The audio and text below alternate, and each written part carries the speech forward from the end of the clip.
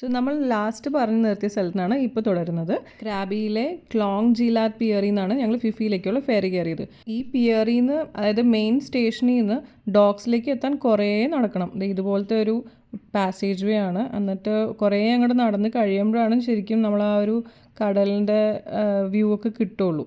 എന്നിട്ടാണ് ഈ ഡോക്സിലേക്ക് എത്തണത്. സത്യം പറഞ്ഞാൽ ഫെറിയിൽ കയറാൻ പേടിച്ചാണ് ഞാൻ വന്നത്. പക്ഷേ ഞാൻ വിചാരിച്ച പോലത്തെ ഒരു റൈഡേ ആയിരുന്നില്ല.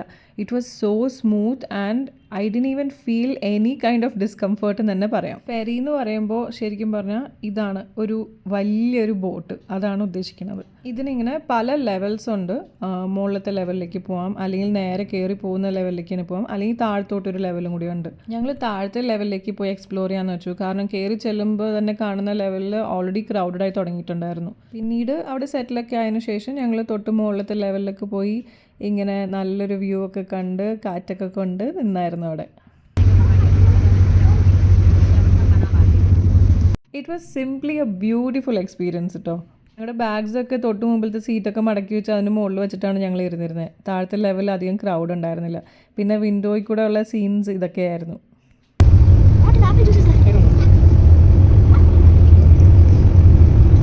ഇത് ഏകദേശം ഒരു 1.5 മണിക്കൂറിൻ്റെ യാത്രയായിരുന്നു.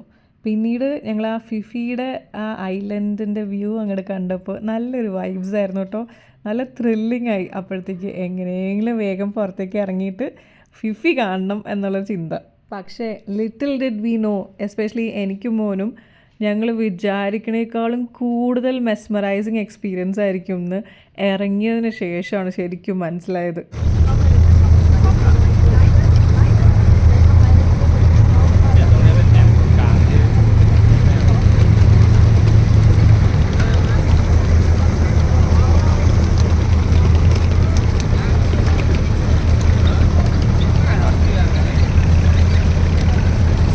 ഫിഫിയിലെ പിയറിൽ ഇറങ്ങിയിട്ട് കുറച്ച് ഞങ്ങൾക്ക് ഇത്തിരി തപ്പി എടുക്കേണ്ടി വന്നു ഞങ്ങളുടെ റിസോർട്ടിൻ്റെ ആൾ എവിടെയാണ് നിൽക്കുന്നത് എന്നറിയാൻ വേണ്ടിയിട്ട്. സോ അവർ അറേഞ്ച് ചെയ്ത ബോട്ടിൽ ഞങ്ങൾ റിസോർട്ടിലേക്ക് പോവുകയും ചെയ്തു.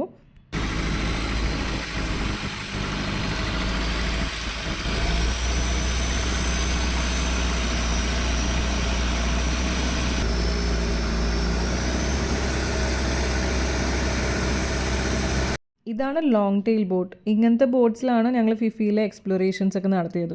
ഇതൊരു ഐലൻഡ് ആയതുകൊണ്ട് മെയിനായിട്ടുള്ള ലോക്കൽ ട്രാൻസ്പോർട്ടേഷനൊക്കെ ഇങ്ങനത്തെ ബോട്ട്സ് വഴിയാണ്.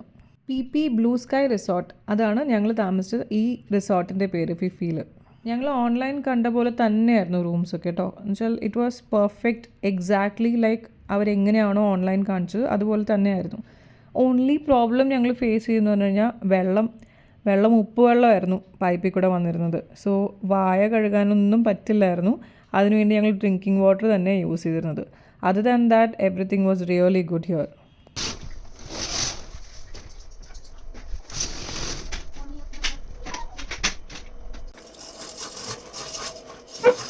ഫിഫിയിൽ ഞങ്ങൾ വീഡിയോസായിട്ട് എടുത്തത് വളരെ കുറവാണ് ആക്ച്വലി. കാരണം ഞങ്ങൾ മോസ്റ്റ് ഓഫ് ദ ടൈം ബീച്ചിൽ തന്നെയായിരുന്നു. പിന്നെ ഞങ്ങൾ ക്രാബിൽ നിന്ന് ഇറങ്ങിയത് തന്നെ ഉച്ച കഴിഞ്ഞിട്ടാണല്ലോ. അപ്പോൾ ഇവിടെ എത്തി ഞങ്ങൾ ചെക്കിനൊക്കെ ചെയ്തതിന് ശേഷം തൊട്ടടുത്തുള്ള ഒരു റെസ്റ്റോറൻറ്റിൽ പോയി കുറച്ച് സ്നാക്സ് ഒക്കെ കഴിച്ചിട്ട് നേരെ ബീച്ചിലേക്കാണ് പോയത്. പിന്നീട് വൈകുന്നേരം or yes you can say നൈറ്റിൽ ഞങ്ങൾ ഡിന്നർ കഴിക്കാൻ വേണ്ടിയിട്ട് അതേ റെസ്റ്റോറൻറ്റിൽ പോയിട്ട് കുറച്ച് സാധനങ്ങളൊക്കെ കഴിച്ചു. ആൻഡ് നെക്സ്റ്റ് ഡേ ആണ് ശരിക്കും ഞങ്ങൾ ഫിഫി ഒന്ന് ആസ്വദിച്ചു തന്നെ പറയാം.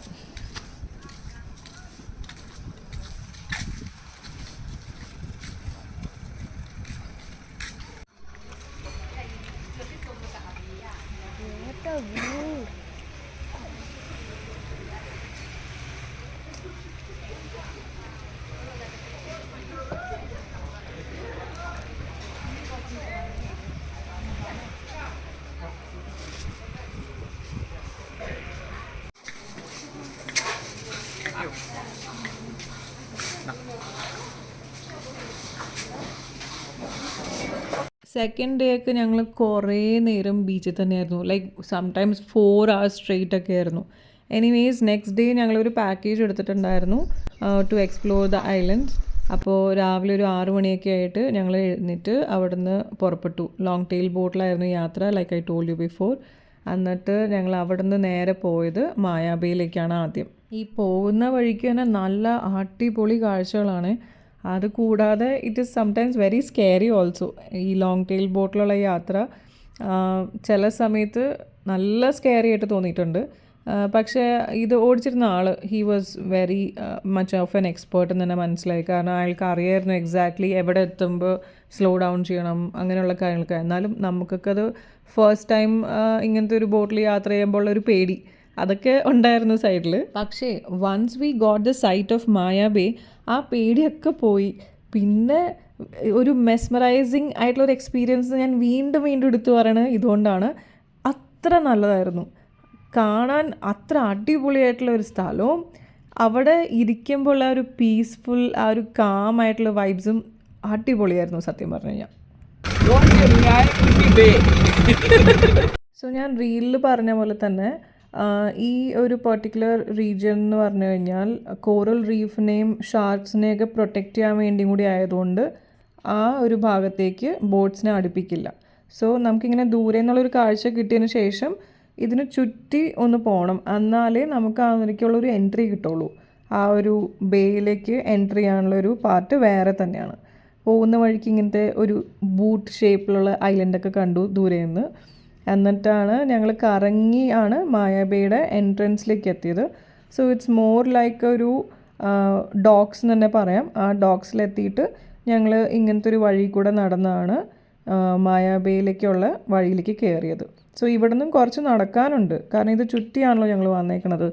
അപ്പോൾ ആ ഒരു പെർട്ടിക്കുലർ മായ ബേ എന്നുള്ളൊരു അട്രാക്റ്റീവ് സ്പോട്ടിലേക്ക് എത്താനായിട്ട് കുറച്ച് നടക്കാനുണ്ട്.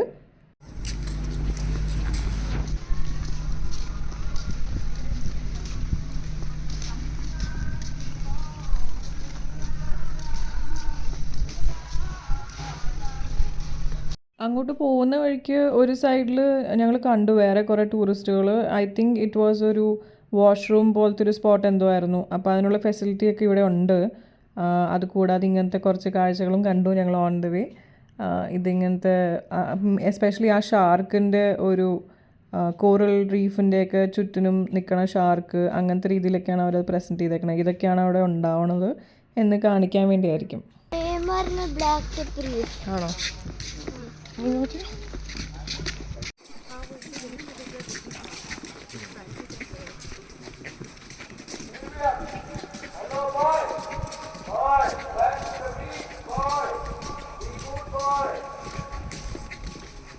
ഇപ്പോൾ കേട്ടത് ഒരു ലൈഫ് ഗാർഡിൻ്റെ അനൗൺസ്മെൻ്റ് ആണ് അവിടെ. സോ അവിടെ ആരെങ്കിലും വെള്ളത്തിലേക്ക് ഇറങ്ങണമായിട്ട് അങ്ങേര് കണ്ടു കഴിഞ്ഞാൽ അപ്പം തന്നെ ഇങ്ങനെ അനൗൺസ് ചെയ്യും, അങ്ങനെയുള്ളവർ അതിലേക്ക് ഇറങ്ങരുത് എന്നൊക്കെ പറഞ്ഞിട്ട്.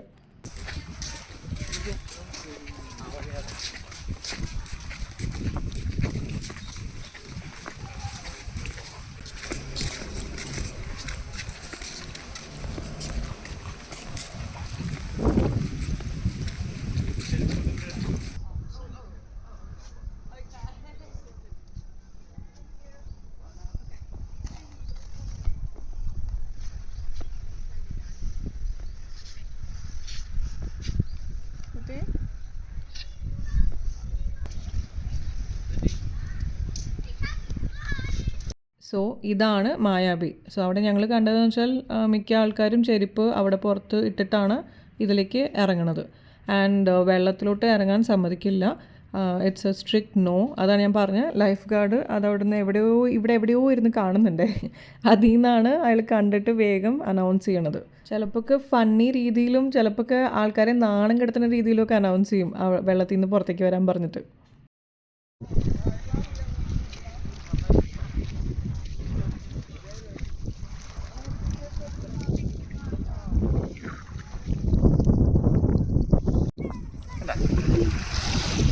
Out there.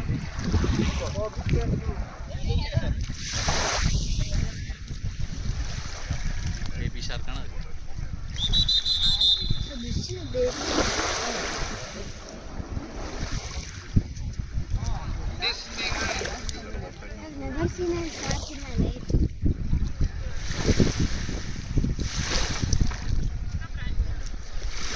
ഇവിടെ ബേബി ഷാർക്സിനെ സ്പോട്ട് ചെയ്തതിൻ്റെ ക്ലിപ്പാണ് ഇപ്പോൾ നിങ്ങൾ കണ്ടത്.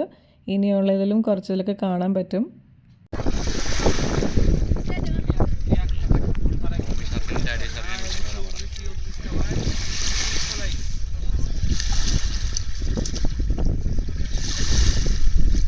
ഇങ്ങനെ നിൽക്കാനല്ലാണ്ട് വെള്ളത്തിലോട്ട് ഇറങ്ങാനുള്ള strictly no permission at all.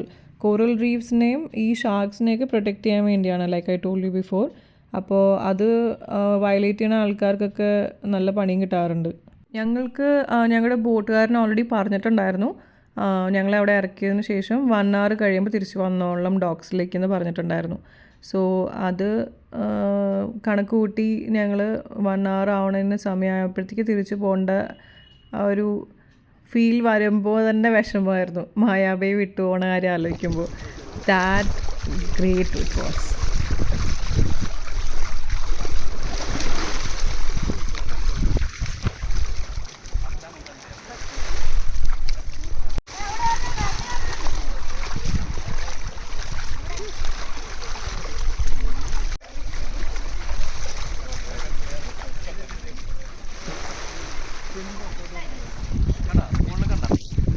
പിൻ പൊങ്ങിയൊന്നും കണ്ടോ? പോയത്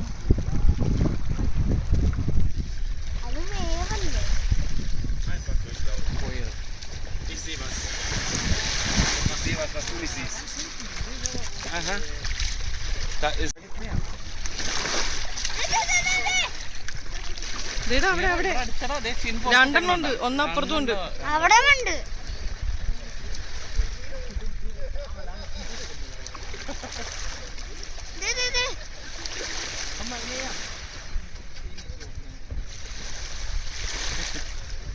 I saw like 10-11 sharks today. Okay. രണ്ടെണ്ണം അവിടെ അവിടെ. കുറേ ഉണ്ടടാ. 1 2 3 4. I think that one is slightly bigger. അവിടെ bigger ഉണ്ട്. തിരിച്ച് ഞങ്ങൾ ആ ഡോഗ്സിലേക്ക് വേറൊരു വഴി കൂടിയാണ് കയറിപ്പോയത്. അപ്പോൾ കണ്ട കാഴ്ചകളാണ് ഇതൊക്കെ. ഒരു കുഞ്ഞൊരു അമ്പലം പോലെയൊക്കെ.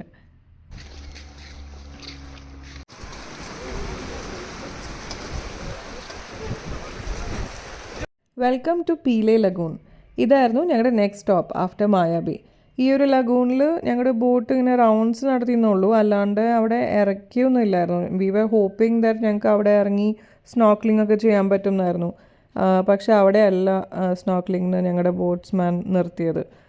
അവിടെ വേറെ ആൾക്കാരെ ഞങ്ങൾ കണ്ടായിരുന്നു സ്നോർക്കലിംഗ് ചെയ്യണതും. പക്ഷേ ഞങ്ങൾക്ക് തന്നൊരു സ്പോട്ടിൽ നിന്ന് ഏകദേശം കടലിൽ നടുക്കുപോലെയായിരുന്നു. അപ്പോൾ ഞങ്ങൾ അവിടെ ഇറങ്ങിയില്ല. It was closer to Vikings cave also. അപ്പോൾ ഞങ്ങൾ എന്തായാലും ഈ ലഗൂണിൻ്റെ ബ്യൂട്ടി നന്നായിട്ട് ആസ്വദിച്ചാണ് പോയത്. നല്ല ഭംഗിയുള്ള സ്ഥലമാണ്. വെറുതെ ബോട്ടിലിങ്ങനെ കുറേ നേരം അവിടെ നിൽക്കാൻ നല്ല ഭംഗിയാണത്.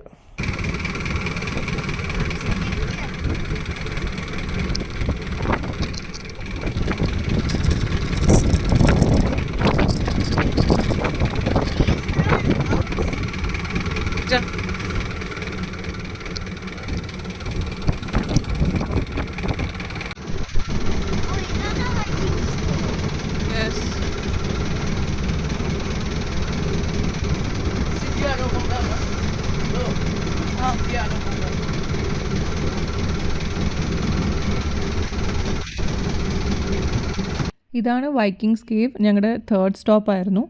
ഇവിടെയാണ് കേവ് പെയിൻറ്റിങ്സും കുറച്ച് ഇക്കോ സിസ്റ്റമൊക്കെ ഉള്ള സ്ഥലമാണിത് ശരിക്കും. പക്ഷേ ഇവിടെ എന്തോ സംഹവ് ബോട്ടിൽ കൂടെ മാത്രം കാണാൻ പാടുള്ളൂ ഞങ്ങളുടെ ബോട്ട്സ്മാൻ പറഞ്ഞായിരുന്നു.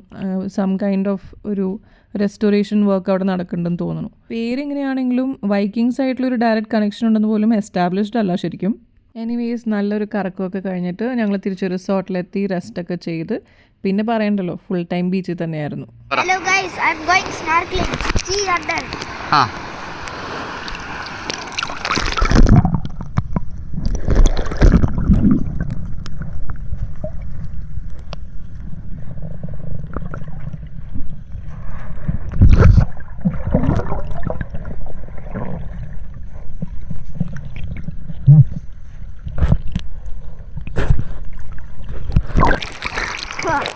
സ്നോർക്കലിംഗ് ചെയ്ത് നോക്കാം.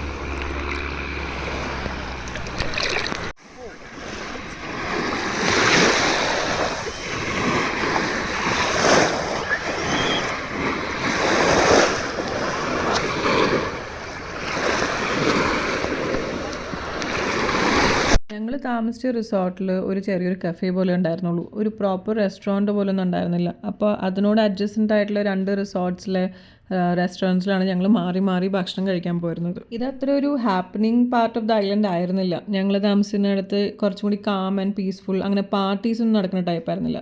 ഇങ്ങനത്തെ കുറച്ച് ഊഞ്ഞാലൊക്കെ ഉണ്ടായിരുന്നു ബീച്ചിൽ. പിന്നെ ഞങ്ങൾ ആ റെസ്റ്റോറൻറ്റിൽ നിന്ന് തിരിച്ച് വരുന്ന വഴിക്ക് ഇങ്ങനത്തെ കുറച്ച് ഗാർഡനിങ് ഒക്കെ കണ്ടായിരുന്നു. നല്ല രസമുണ്ടായിരുന്നു. ബോട്ടിൽസ് വെച്ച് അവർ അറേഞ്ച് ചെയ്തേക്കണ ഒരു ചെറിയ ഗാർഡൻ സെറ്റപ്പൊക്കെ.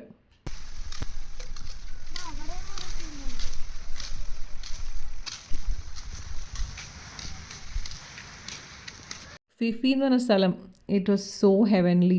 ഞങ്ങൾക്ക് അവിടെ നിന്ന് തിരിച്ച് പോരാനേ തോന്നുന്നുണ്ടായിരുന്നില്ല. ആൻഡ് ദ ലാസ്റ്റ് ഡേ ഞങ്ങൾ തിരിച്ച് പിയറിലേക്ക് എത്തിയിട്ട് അവിടെ നിന്ന് ഞങ്ങൾക്ക് ഫുക്കറ്റിലേക്കുള്ള ഫെറി എടുക്കണമായിരുന്നു ബാങ്കോക്കിലേക്ക് പോകാനായിട്ട്. പക്ഷേ we was so emotional. I'm sure even എൻ്റെ മോൻ പോലും he was very very sad about this. And ഞങ്ങളുടെ ടിയേഴ്സൊക്കെ കൺട്രോൾ ചെയ്യായിരുന്നു. സംഹൗ ഞങ്ങൾ വി സർവൈവ് ദാറ്റ്. ഫിഫിയിലെ പിയറിലൊന്ന് കറങ്ങി ഇങ്ങനത്തെ കുറച്ച് കാര്യങ്ങളൊക്കെ നോക്കി. ഞാൻ പറഞ്ഞല്ലോ ഞാനൊരു ബേക്കറാണ്, സോ എനിക്ക് ഇങ്ങനത്തെ കാര്യങ്ങളൊക്കെ ഭയങ്കര ഇൻട്രസ്റ്റിംഗ് ആയിട്ട് തോന്നി. അതൊക്കെ വീഡിയോസൊക്കെ എടുത്തു വെച്ചിട്ടുണ്ടായിരുന്നു. പിന്നെ വേറെ കുറച്ച് നല്ല നല്ല കാഴ്ചകളൊക്കെ ഉണ്ടായിരുന്നു. Especially the fruits the tropical fruits എന്ത് ഭംഗിയാന്ന് പറയുമ്പോൾ അത് കാണാൻ. ഞങ്ങൾ ഫ്രൂട്ട് ഷേക്സും ഫ്രൂട്ട് ജ്യൂസൊക്കെ ഒരുപാട് കുടിച്ചിട്ടുണ്ട് ഇവിടുന്ന്. And we had to say goodbye to Phi Phi until next time.